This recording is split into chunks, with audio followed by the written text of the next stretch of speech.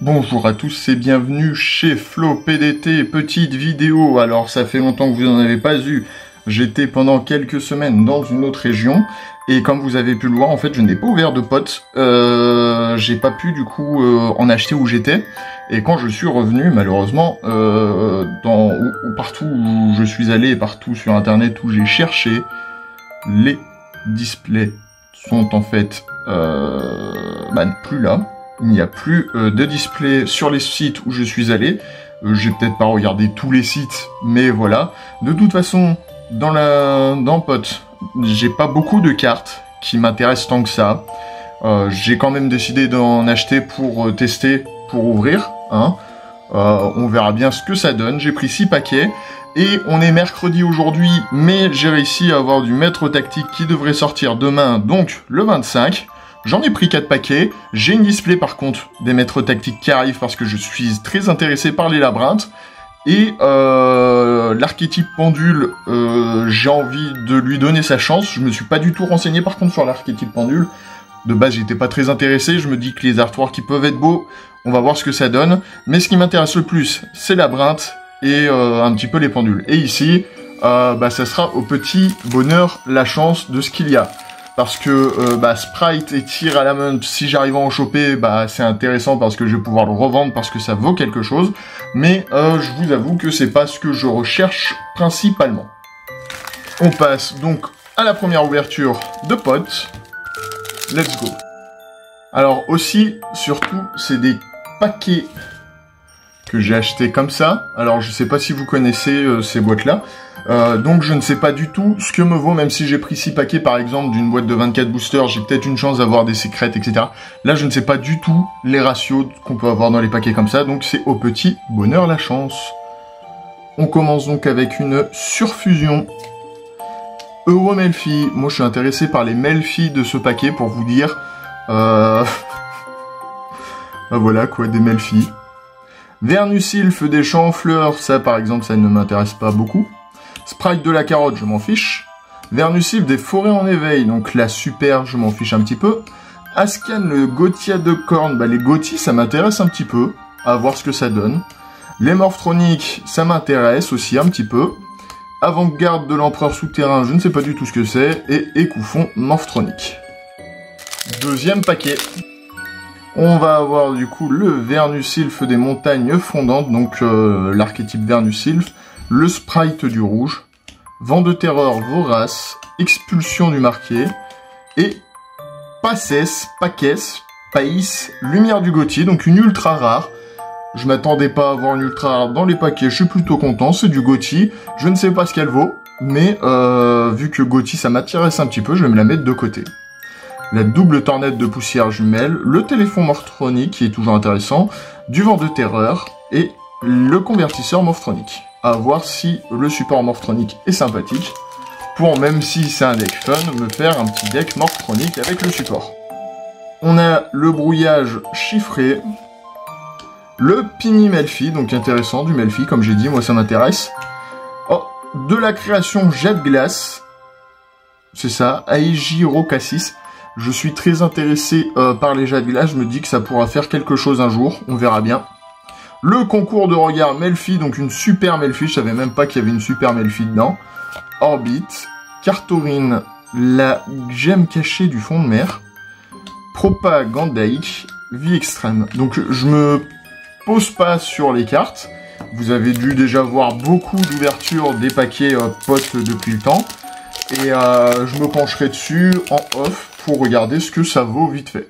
Le crime des tiers-montations, Euro-Melfi, Tiers-Montation, Wally Melfi, celui qui me manquait, une Chiff fait du Gothi, donc du support Gothi, le bateau sushi Gunkan Chari rouge. Je suis intéressé par les bateaux sushi aussi, pour vous dire l'intéressement que j'ai au niveau de ce paquet. Bon après ça c'est des communes qui valent rien, je pourrais me les trouver sur internet s'il me le faut. On va espérer quand même avoir un petit peu de chance dans les autres paquets, on verra bien ce que ça donne. On a de nouveau une petite surfusion. Le Vernusilphe des montagnes, le Vernusilphe des champs en fleurs, le Vorace. Et le Sprite du bleu. une sprite qui coûte beaucoup, je crois, si je me trompe pas. C'est la Secret Sprite. Je vous avoue que je suis très content parce que je vais pouvoir la revendre.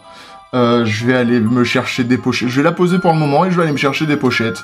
Ascan, Nightmail, les plus lointaines profondeurs limites, convertisseur Moftronic. Du coup, le petit sprite du bleu en secret. Alors, elle est très puissante. Je vous avoue que moi, je suis plus content de pouvoir la vendre parce que les sprites ne m'intéressent pas tant que ça. Mais, très très bonne carte. Très content de l'avoir top. Franchement, en 6 paquets, je pouvais rien demander de mieux au niveau de l'extension pote. Excusez-moi, je fais bouger la caméra. On continue avec une petite expulsion du marqué, une surfusion, la création jet de glace, le champ en fleurs, et une ultra Vernusylph des collines florissantes. Donc bon, j'ai eu l'ultra. Sommet, crawler, orbite, les plus lointaines profondeurs, moqué à la dérive, le support moqué.